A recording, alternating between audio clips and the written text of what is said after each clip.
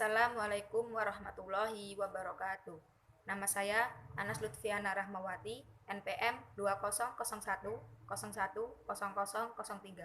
Saya dari jurusan Pendidikan Agama Islam kelas B. Di sini saya akan mempresentasikan materi yang berjudul Kaidah Sintaksis. A. Pengertian kaidah sintaksis.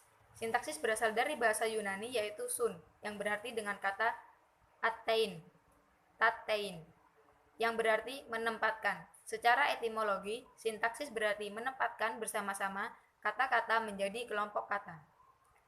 B. Struktur sintaksis meliputi tentang fungsi sintaksis, kategori sintaksis, dan peran sintaksis. Menurut Verhaar 1978, fungsi-fungsi sintaksis itu terdiri dari unsur SPOK. Itu merupakan kotak-kotak kosong atau tempat-tempat kosong yang tidak mempunyai arti apa-apa, karena kekosongannya tempat kosong itu akan diisi oleh sesuatu yang berupa kategori dan memiliki peranan tertentu. Struktur sintaksis minimal harus memiliki fungsi subjek dan predikat, sedangkan objek dan keterangan boleh tidak muncul. Konektor adalah alat sintaksis yang biasanya berupa morfem atau gabungan morfem yang secara kuantitas merupakan kelas yang tertutup. Konektor itu bertugas menghubungkan satu konstituen dengan konstituen lain, baik yang berada di luar kalimat.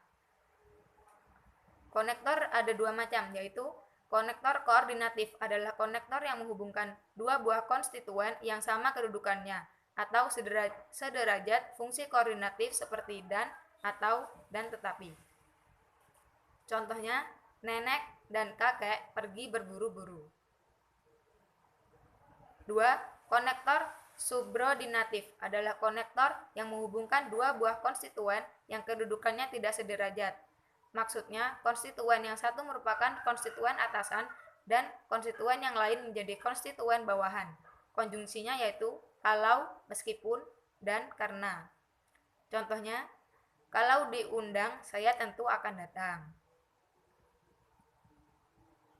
C. Kata sebagai satuan sintaksis dalam tataran morfologi, kata merupakan satuan terbesar, buka kurung, satu terkecilnya adalah morfem.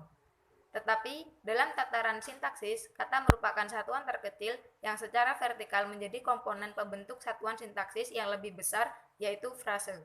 Dalam bab ini, kata yang dibicarakan sebagai satuan terkecil dalam sintaksis yaitu dalam hubungannya dengan unsur-unsur pembentuk satuan sintaksis yang lebih besar, yaitu frase.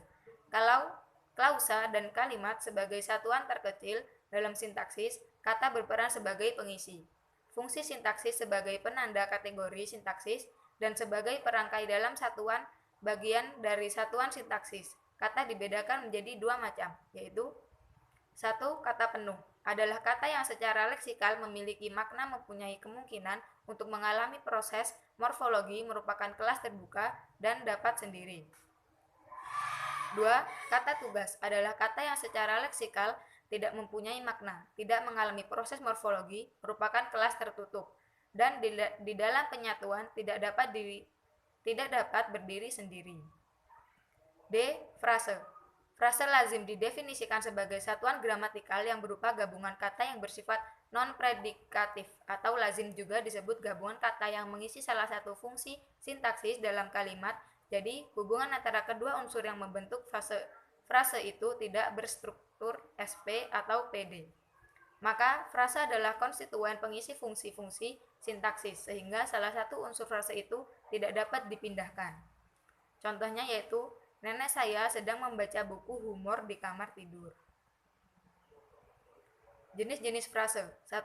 Frase eksosentrik adalah frase yang komponen-komponennya tidak mempunyai perilaku sintaksis yang sama dengan keseluruhan. Misal, operasinya di pasar terdiri dari komponen di dan komponen pasar secara utuh. Frase ini dapat mengisi fungsi keterangan frase. 2. Frase endosentrik adalah frase yang salah satu komponennya memiliki perilaku sintaksis yang sama dengan keseluruhan. Contohnya, nenek sedang membaca komik di kamar, yang berarti membaca dapat menggantikan frase sedang dibaca. 3. Koordinatif adalah frase yang komponen pembentukannya terdiri dari dua komponen atau lebih.